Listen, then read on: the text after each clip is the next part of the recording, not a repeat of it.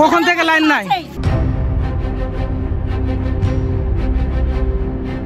2 দিন থেকে বিদ্যুৎ না থাকায় অবশেষে বাধ্য হয়ে আগুন জ্বালিয়ে রাস্তা অবরোধ করে বিক্ষোভ গ্রামবাসীদের। সোমবার গভীর রাতে ঘটনা ঘিরে চাঞ্চল্য ছড়িয়ে পড়ে মালদার ইংরেজবাজার থানার সাতটারি এলাকায়। এলাকাবাসীদের অভিযোগ, বিদ্যুৎ না থাকায় বর্তমান এই হাঁসফাঁস গরমে বাড়িতে রোগী এবং বাচ্চা নিয়ে ঘুমাতে অসুবিধা হয়। তার উপর 2 দিন ধরে বিদ্যুৎ সংকট। বিদ্যুৎ দপ্তরে একাধিকবার অভিযোগ জানিয়েও কোনো লাভ না হওয়ায় অবশেষে বাধ্য হয়ে পথ অবরোধ করে বিক্ষোভ দেখান তারা। পরে ঘটনার খবর পেয়ে ঘটনাস্থলে ছুটে আসে ইংরেজবাজার থানার অন্তর্গত মিল্কিবাড়ি পুলিশের অফিসার ইনচার্জ মৃণাল চ্যাটার্জির নেতৃত্বে বিশাল পুলিশ বাহিনী। ঘটনাস্থলে স্থানীয়দের সাথে কথা বলে সমস্যার সমাধানের আশ্বাস দেন পুলিশ কর্তারা। এরপর পুলিশি আশ্বাসে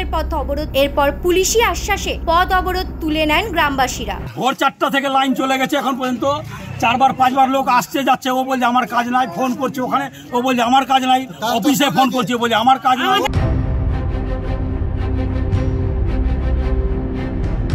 মালদা থেকে পার্থ প্রতিম দাসের রিপোর্ট, U Bangla TV. U Bangla TV, হৃদয় ছুঁয়ে যায়।